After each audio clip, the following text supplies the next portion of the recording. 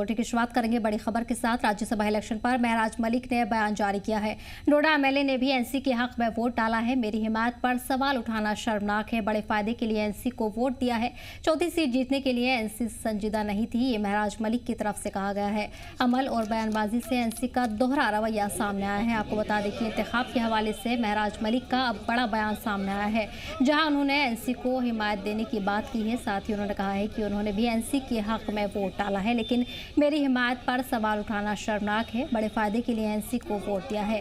वहीं उन्होंने कहा कि चौथी सीट जीतने के लिए एनसी संजीदा नहीं थी। अमल और बयानबाजी से एनसी का दोहरा रवैया अब सामने आ रहा है।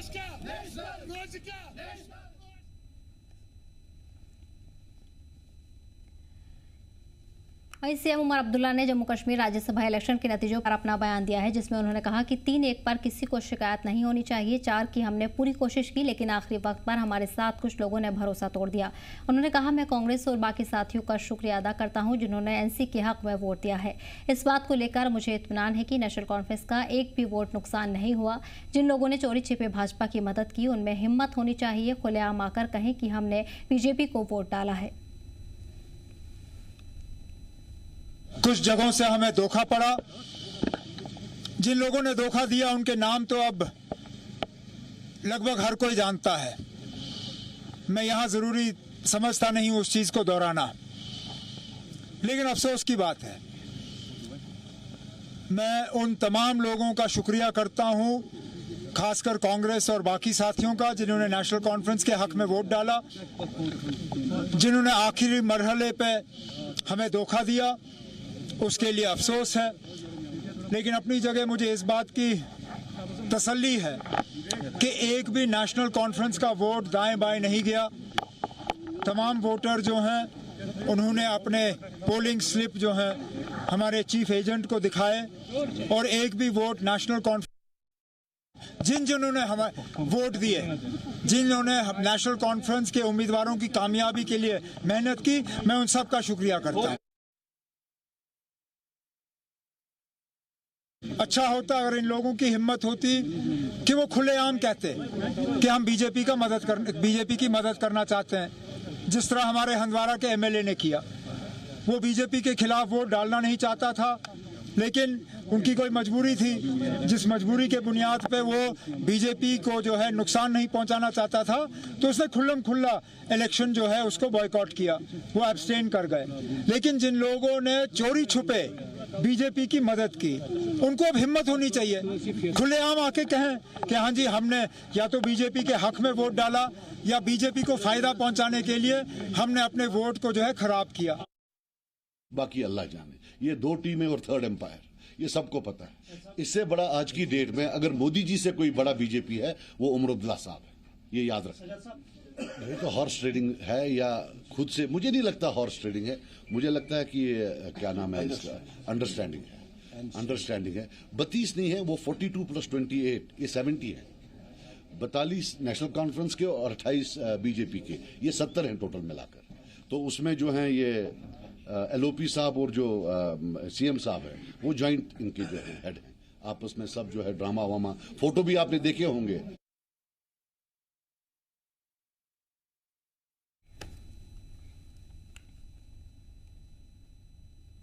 वहीं श्रीनगर के अमर सिंह कॉलेज में एनईपी 2025 कॉन्क्लेव में आज दूसरे दिन जम्मू कश्मीर के सीएम उमर अब्दुल्ला ने शिरकत की है। आपको बता दें कि कल एलजी मनोज सिन्हा ने इस कॉन्क्लेव का इफ्तिताह किया था। इस तकरीब में शिरकत के बाद मीडिया से बात करते हुए उमर अब्दुल्ला ने नई एजुकेशन पॉलिसी की तारीफ की है और कहा कि ये तलबा के लिए बेहद मुफीद है। अब उन्हें क्लासरूम के बाहर भी अपना हुनर बेहतर तरीके से दिखाने का मौका मिलेगा। इससे उन्हें रोजगार के लिए भटकना नहीं पड़ेगा।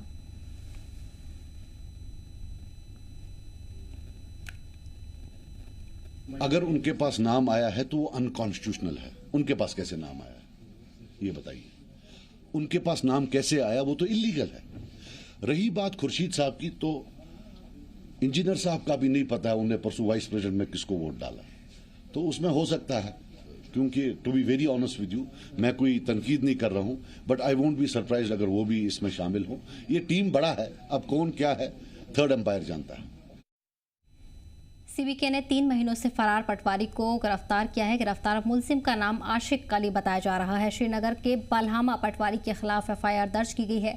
करप्शन, फ्रॉड और रेवेन्यू रिकॉर्ड में जालसाजी का इल्जाम लगा है। बता दें कि मामले में कुल 6 लोग मुलजिम हैं, 5 पहले ही गिरफ्तार किए जा चुके हैं। वहीं पुलिस की तरफ से बड़ी कार्रवाई की गई है, जिसके तहत मुलजिम को गिरफ्तार किया गया है। आपको बता दें कि सीबीके ने बड़ी कार्रवाई की है। सीबीके ने 3 महीनों से फरार पटवारी को गिरफ्तार कर लिया है। गिरफ्तार मुलजिम का नाम आशिक अली है। श्रीनगर के बलहामा पटवारी के खिलाफ एफआईआर दर्ज की गई है, जिसमें करप्शन, फ्रॉड और रेवेन्यू रिकॉर्ड में जालसाजी का इल्जाम लगाया गया है।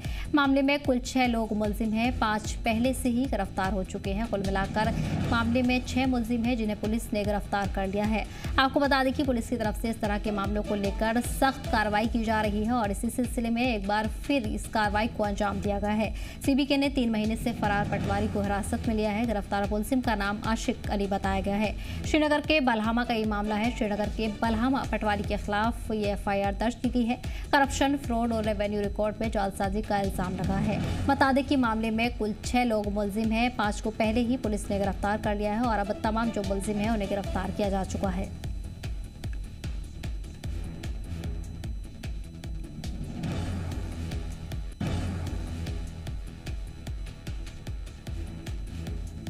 और वहीं बताया जा रहा है कि 3 महीनों से फरार पटवारी को पुलिस ने हिरासत में ले लिया है। गिरफ्तार मुलजिम का नाम आशिक अली बताया जा रहा है। श्रीनगर के बलहामा पटवारी के खिलाफ एफआईआर दर्ज की गई थी, जिसपे करप्शन का इल्जाम लगा था। इसके अलावा फ्रॉड और रेवेन्यू रिकॉर्ड में भी जालसाजी का इल्जाम लगा था।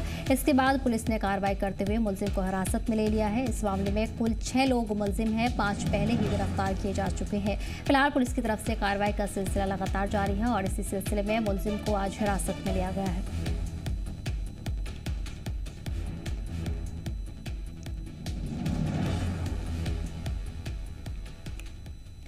और श्रीनगर के अमर सिंह कॉलेज में एनईपी 2025 कॉन्क्लेव में आज दूसरे दिन जम्मू कश्मीर के सीएम उमर अब्दुल्ला ने शिरकत की है।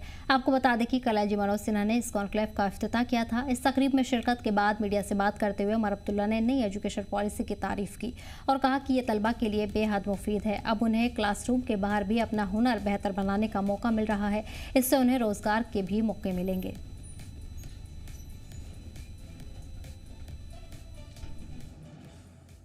हमने खुद इसका अब फ़ायदा देखना शुरू किया है, जहां बच्चों को अपने डिग्री डिज़ाइन करने की आप इजाज़त देते हो और कुछ ऐसे इनोवेटिव डिग्रीज़ अब सामने आई हैं जिनका वाकई बच्चों को अब फ़ायदा होना शुरू हुआ है। और जैसे मैंने अपनी तकरीर में भी कहा, एक वक्त ऐसा था कि हम सिर्फ किताबी तालीम पे ज़ोर देते थे। अब एक बहुत बड़ा बदलाव ये आया है कि किताबी तालीम के साथ जो प्रैक्टिकल एक्सपीरियंसेस बच्चों को दी जा रही हैं, कुछ प्रैक्टिकल प्रॉब्लम्स उन्हें सॉल्व करने के लिए कहा जा रहा है, उनकी जो स्किल अपग्रेडेशन की जा रही है, मैं मान के चल रहा हूँ कि इस तरह की तालीम का आगे जाके उनको बहुत फ़ायदा होगा जब उनको जॉब मार्केट में जो है अपनी एंट्री करनी होगी। नहीं तो हम अक्सर देख कहते हैं ना कि you have educated but unemployable people. उस अनएम्प्लॉयबिलिटी को हम दूर करने की कोशिश कर रहे हैं। The 4th year is for those who want to take on research and get an honors degree. Otherwise, you're free to finish your degree at the 3rd year stage. So it's not binding on students. They can finish their degree at the 3rd year stage and then go on to university. Or they can continue with the 4th year, do research and aim for an honors degree. So again, there is flexibility in this degree program that wasn't there earlier. इतना फर्क है। इस बीच बड़ी खबर आपको बता दें, जहां जम्मू कश्मीर पुलिस इंतजामिया में बड़ी तब्दीली देखने को मिली है। डीजीपी ने 117 डीवाईएसपीज को ट्रांसफर किया है। जम्मू कश्मीर डीजीपी ने ट्रांसफर ऑर्डर जारी कर दिया है। इस बीच बड़ा फेरबदल देखने को मिला है, जहां डीजीपी ने 117 डीवाईएसपीज को ट्रांसफर कर दिया है। जम्मू कश्मीर डीजीपी ने ये ऑर्डर जारी कर दिया है। ट्रांसफर ऑर्डर जारी कर दिया गया है, जिसमें 117 डीवाईएसपीज को ट्रांसफर किया गया है। जम्मू कश्मीर पुलिस इंतजामिया में ये बड़ी तब्दीली एक बार फिर देखने को मिली है, जिसमें डीजीपी ने 117 डीवाईएसपीज को ट्रांसफर कर दिया है। के लिए नोटिफिकेशन भी जारी कर दिया गया है। आपको बता दें कि डीजीपी की तरफ से ऑर्डर जारी कर दिया है, ट्रांसफर ऑर्डर जारी कर दिया गया है, जिसमें 117 डीवाईएसपीज को ट्रांसफर किया गया है।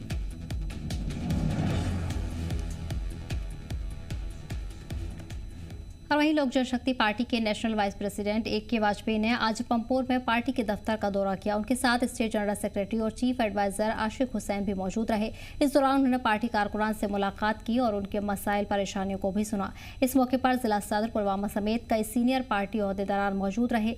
दौरे के बाद आशिक हुसैन ने पार्टी अरकान के साथ अहम मीटिंग की, जिसमें पार्टी को जमीनी सतह पर मजबूत करने और पार्टी को मुनज़्ज़म करने पर भी जोर दिया गया।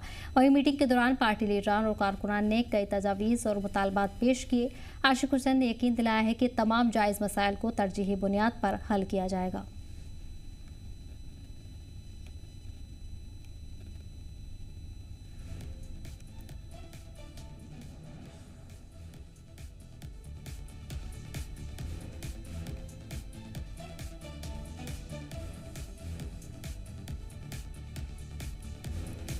इस बीच आपको बता दें कि अवामी राब्ता प्रोग्राम किया गया है, जिसमें बड़ी तादाद में मकामी लोगों ने भी शिरकत की है। LJP की तरफ से यह अवामी राब्ता मुहिम चलाई गई, जिसमें लीडरान ने तमाम लोगों की परेशानी सुनी है और जल्द से जल्द उनके मसाइल को हल करने का भी यकीन दिलाया गया है। तमाम मुद्दों को तरजीहात देने का यकीन दहानी करवाई गई है। कई लीडरान इस मौके पर मौजूद रहे। देखिए, आज जो हमारे यहाँ जो 3 ब्लॉक थे, इसमें लित्र शाउरा ब्लॉक आता है, इसमें शादी मरग ब्लॉक आता है और उसमें इशगुजा ब्लॉक आता है। उसको हमने यहाँ आज रिव्यू ले लिया है कि जो हमने उनको प्लान दे दिया था, जो उनको पैसे रिलीज हुए थे, चाहे वो नरेगा में थे, चाहे वो PRI प्लान है, चाहे CDF है, चाहे वो MP लैड से जो भी प्लान है, DDC प्लान है, जो भी है, उनको ये रिव्यू देखना था कि वो काम उन्होंने कितने % आज जो ग्राउंड पर हुए हैं और कितनी अभी होने बाकी है। क्योंकि आपको पता ही है कि यहाँ जो सीजन है ये तो दिसंबर तक ही होता है। दिसंबर के बाद फिर यहाँ बर्फबारी होती है। खासकर जो मेरी कॉन्स्टिट्यूंसी कंडी एरिया है, इसमें इशगोजा ब्लॉक जो आता है वो तो टोटल ऐसा है कि विंटर में वो बंद ही रहता है। तो वहाँ काम का जल्द से जल्द काम कंप्लीट करने के लिए मैंने ये रिव्यू मीटिंग बुलाई। तो वहीं रियासी के लोगों के लिए बड़ी खुशखबरी सामने आई है, क्योंकि वजारत रेलवे ने वंदे भारत एक्सप्रेस को रियासी रेलवे स्टेशन पर स्टॉपेज देने का फैसला किया है। 29 अक्टूबर से ये ट्रेन रियासी स्टेशन पर दोनों सिमत में 2 मिनट के लिए रुकेगी। इसे लेकर मकामी लोगों और कारोबारी तंजीमों ने वजारत रेल और उत्तरी रेलवे का शुक्रिया अदा किया है और कहा है कि ये कदम इलाके में सियाहत को बढ़ावा देगा और मकामी नौजवानों के लिए भी रोजगार के मौके खुलेंगे। लोगों ने जम्मू कश्मीर लद्दाख का भी शुक्रिया अदा किया, क्योंकि इस चैनल ने लगातार इस मुद्दे को उठाया और कई बार इस पर खबरें चलाई हैं। उनका कहना है कि मीडिया की पहल और जनता की मांग पर सरकार ने अब उनकी बात सुन ली है। गौरतलब है कि अब तक वंदे भारत एक्सप्रेस का कटरा और श्रीनगर के बीच सिर्फ एक स्टॉप बनिहाल में था। रियासी में ये नया स्टॉप फिलहाल ट्रायल बेस पर 5 महीने के लिए शुरू किया गया है, जिसके बाद इसका जायजा लिया जाएगा। देखिए, पहले तो मैं जी न्यूज़ का बहुत बहुत धन्यवाद करना चाहूँगा, क्योंकि इन्होंने हर समय हमारा साथ दिया है। हमने जब जब जी न्यूज़ की टीम को बुलाया तब तब इन्होंने हमारा साथ दिया। जहाँ बुलाया ये वहाँ पे आया। इन्होंने हर हमारी प्रोटेस्ट को इन्होंने कवरेज दी है। मैं बहुत ज़्यादा पहले तो मैं बहुत दिल से शुक्रिया अदा करना चाहूँगा। दूसरी बात रही है यहाँ पे स्टॉपेज मिलने की, वो स्टॉपेज मिलने की खुशी हमें इतनी ज़्यादा है कि हम ये अपने शब्दों में बयान नहीं कर सकते। लगातार प्रोटेस्ट करने के बाद रेलवे मिनिस्ट्री ने, जो भी हाई अथॉरिटीज़ हैं, उन्होंने हमारी बात सुनी। मैं बहुत दिल से इनका तहे दिल से इनका शुक्रिया अदा करना चाहूँगा। और साथ साथ मैं ये कहना चाहूँगा कि यहाँ पे स्टॉपेज मिलने के कारण यहाँ पे टूरिज़्म को बढ़ावा मिलेगा और रोज़गार मिलेगा। यात्री आएंगे, अपने दुकानदारों को रोज़गार मिलेगा, ऑटो वालों को मिलेगा, रिक्शा वालों को मिलेगा, सबको रोज़गार मिलेगा। इकनॉमी बूस्ट होगी हमारी। यहाँ पे जो इकनॉमी बूस्ट होगी, वो जो पैसा होगा वो इन्हीं गाँवों में, इन्हीं शहरों में लगेगा। इसलिए मैं तहे दिल से शुक्रिया अदा करना चाहूँगा सबका, जिन्होंने भी हमारा इस रेलवे स्टॉपेज के लिए हमारा साथ। आपका दिल से शुक्रिया अदा करता हूँ कि आप लोग जो कहते हैं कि डेमोक्रेसी के 4th पिलर हो, वाकई हो। और आज जो हमारे रियासी के लिए जो स्टॉप मिला, उसमें कहीं ना कहीं सबसे बड़ा योगदान रहा वो मीडिया का रहा, खासकर जी मीडिया का। और मैं आपको बधाई देता हूँ। लोगों में खुशी है सर। एक आम जो लोग, जो हमारे रियासी के लोग, उनमें था कि हमारे रियासी को स्टॉप मिलना चाहिए। जब ये रेलवे मंत्रालय ने वंदे भारत का जो कहते हैं कि स्टॉप दिया कि कटरा से बनिहाल जाएगा, लेकिन रियासी में वो चीज़ नहीं होनी थी, तो लोगों ने एक प्रोटेस्ट किया, आपने उसको उजागर किया और आज उसके फलस्वरूप हमें एक स्टॉप मिला है। ये बहुत बड़ी अचीवमेंट है और उन लोगों की अचीवमेंट है जिन्होंने इसमें प्रोटेस्ट में सबने एक सिलेक्टिव अप्रोच की है। किसी अकेले का काम नहीं था। इसमें जो लोकल लीडरशिप, उन्होंने पूरा जोर लगाया, जो प्रेसिडेंट उन्होंने लगाया, और खासकर मैं सांसद जी का भी भारपूर्ण करता हूँ, डॉक्टर जितेंद्र सिंह जी का भी करता हूँ कि कहीं ना कहीं उन लोगों ने भी अप्रोच की होगी। इस समय हम रियासी रेलवे स्टेशन के बाहर मौजूद हैं और आपको बताते चलें कि आने वाली 29 तारीख से वंदे भारत का स्टॉपेज को लेकर जो रियासी के लोगों ने काफ़ी लंबे समय से डिमांड थी उसको नॉर्दर्न रेलवे के द्वारा मंजूरी दे दी गई है। और आपको बताते चलें कि आने वाली 29 तारीख से लगातार 2 मिनट का जो वंदे भारत का स्टॉपेज है वो मिलने जा रहा है। वहीं रियासी के लोगों में काफ़ी खुशी है और लोगों ने रेलवे मंत्रालय का शुक्रिया अदा किया है, क्योंकि उनकी काफ़ी लंबे समय से ये डिमांड थी। और विधायक कुलदीप राज दुबे ने भी उनकी मांग को लेकर रेलवे मंत्रालय से मिले थे और अभी रियासी के लोगों में खुशी की लहर है। वहीं दूसरी तरफ बताएं तो इससे टूरिज़्म को भी बूस्ट मिलने की उम्मीद जताई जा रही है। जी, जम्मू कश्मीर लद्दाख के लिए रियासी से मैं अमन शर्मा। और वहीं आज कुपवाड़ा के डिप्टी कमिश्नर श्रीकांत बाला साहिब सुस्से ने आज हंदवाड़ा की फल मंडी का दौरा किया। उन्होंने वहां फ्रूट मंडी एसोसिएशन के मेंबरों से मुलाकात की और मंडी में सर्विसेज और ज़रूरतों पर बातचीत की है। इस मौके पर उनके साथ एडीसी और तहसीलदार हंदवाड़ा मौजूद रहे। डिप्टी कमिश्नर ने यकीन दिलाया है कि इंतजामिया की ओर से मंडी में बेहतर सर्विसेज देने के लिए सभी जरूरी कदम उठाए जाएंगे। उन्होंने कहा कि सरकार का मकसद है कि फल उगाने वाले किसानों और कारोबारियों को हर तरह की मदद फराहम की जाए। हंदवाड़ा जो फ्रूट मंडी है उसका मैंने आज दौरा किया और बेसिक आने का पर्पज़ यही था कि यहाँ के जो इश्यूज़ है, कुछ इश्यूज़ है तो यहाँ की जो कमेटी उनसे डिस्कस करे और उसको कैसे हम रिजॉल्व करने की आने वाले टाइम में कोशिश कर सकते। तो 2-4 इशू उन्होंने रेस किए, पावर का है और एक जो अप्रोच रोड का एक इशू था। और बीच में जब हाईवे बंद हुआ था तो SRTC की माध्यम से हमने उनको सपोर्ट करने की कोशिश की थी ताकि उनके ट्रांसपोर्ट जो डिस्टर्ब हुआ था उसको लोगों का नुकसान कम से कम हो, उसके लिए हमने SRTC के माध्यम से सपोर्ट भी किया था। तो और 2-3 इश्यूज इन्होंने उठाए तो हमने उनको एश्योर किया है कि नेक्स्ट वीक सारे कंसर्न सारे डिपार्टमेंट को हम बुलाएंगे और एक मीटिंग इनके साथ बैठ के करेंगे ताकि आने वाले टाइम में ये इशू रिजॉल्व हो जाए, ताकि हमें ग्रोअर्स को फ़ायदा हो जाए। वहीं वादी कश्मीर के कुदरती हुस्न, भाईचारे और मेहमान नवाजी को उजागर करने के लिए हाउस बोट एसोसिएशन की तरफ से डल लेक में एक शानदार रैली का इनेकाद किया गया। इस रंगारंग तकरीब में मुल्क की मुख्तलिफ रियासतों से आए सयाहों ने मकामी लोगों के साथ बड़ी तादाद में हिस्सा लिया है और डल झील से ये पैगाम दिया है कि कश्मीर सयाहत के लिए महफूज और पुरकोशिश मकाम है। डल झील में निकाली गई रैली में दर्जनों रंग बिरंगे शिकारा, फूलों और रिवायती कश्मीरी डिज़ाइनों से सजे हुए डल झील की सतह पर खूबसूरती और यकजहती की मिसाल बने रहे। इस रैली का मकसद था कश्मीर की सदाबहार खूबसूरती को दुनिया के सामने पेश करना और ये यकीन दिलाया कि वादी आज भी महफूज मकाम है।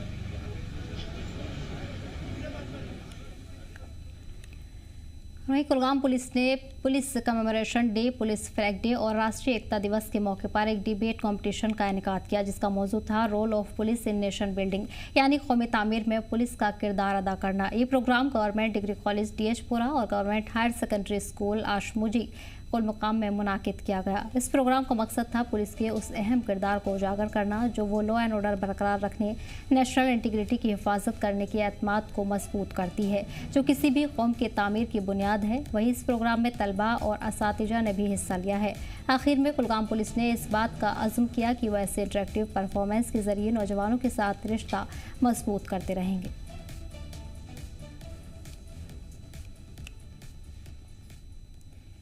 कश्मीर फॉरेस्ट ट्रेनिंग स्कूल चिटरनार बादीपोरा में आज 71वें, 72वें और 73वें बैच के फॉरेस्ट गार्ड ट्रेनिंग कोर्स की पासिंग आउट परेड हुई। इस मौके पर कैबिनेट मिनिस्टर जावेद अहमद राना ने बतौर मेहमान खुसूसी शिरकत की। प्रोग्राम की शुरुआत गार्ड ऑफ ऑनर से हुई, जिसके बाद ट्रेनिंग्स की परेड पेश की गई। KFTS के प्रिंसिपल दिव्यनार सिंह पाल ने ट्रेनिंग स्कूल की सालाना रिपोर्ट पेश की, जिसमें उन्होंने ट्रेनिंग मॉड्यूल और फील्ड असाइनमेंट पर रोशनी डाली। उन्होंने फॉरेस्ट गार्ड की इकोलॉजिकल सिक्योरिटी में अहम किरदार को बयान किया और कहा कि कम्युनिटी पार्टिसिपेशन के जरिए असरदार फॉरेस्ट मैनेजमेंट ही जंगलों की असल हिफाजत है। इस मौके पर जावेद राना ने ऐलान किया कि कश्मीर फॉरेस्ट ट्रेनिंग स्कूल को फॉरेस्ट ट्रेनिंग कॉलेज के तौर पर अपग्रेड किया जाएगा, ताकि ट्रेनिंग स्टैंडर्ड्स और इंस्टीट्यूशनल डेवलपमेंट को बेहतर बनाया जा सके। इंस्टीट्यूशन है ये 1911 से ये काम कर रहा है और इतनी ही खूबसूरत एरिया में ये एक तारीखी हैसियत का एक इंस्टीट्यूशन है। और मैंने पहले भी जैसे कहा कि यूनियन मिनिस्टर साहब से भी हमारी 2-3 बार मीटिंग रही और उसमें भी हमने ये जिक्र किया था कि इसको अपग्रेड किया जाए और आज बाकायदा यहाँ इसकी अनाउंसमेंट कर दी गई है और डिपार्टमेंट इस पे काम करेगा और आने वाले टाइम में इंशाल्लाह इसको हम अपग्रेड करेंगे। अनंतनाग जिले में जिला पुलिस ने आज ऐश मुकाम में सिविक एक्शन प्रोग्राम के तहत T20 क्रिकेट टूर्नामेंट का इनेकाद किया। इस टूर्नामेंट का मकसद स्पोर्ट्समैनशिप, नौजवानों की शिरकत और कम्युनिटी पुलिस ताउन को फरोग देना है। इस टूर्नामेंट में जिले की मुख्तलिफ इलाकों की 8 टीमों ने हिस्सा लिया। SSP की हिदायत पर इफ्तिताही मैच में दीगर पुलिस अफसरान ने शिरकत की। इफ्तिताही मैच रॉयल हॉक्स और पहलगाम क्रिकेट एसोसिएशन के बीच खेला गया, जिसमें पार्टिसिपेंट की जोशीली शुरुआत को दिखाया गया। अब ये बात की जो J&K पुलिस ने इनिशिएटिव लिया है, यहाँ पे टूर्नामेंट ओपन किया सालिया में, और मैं चाहता हूँ कि it was need of an hour.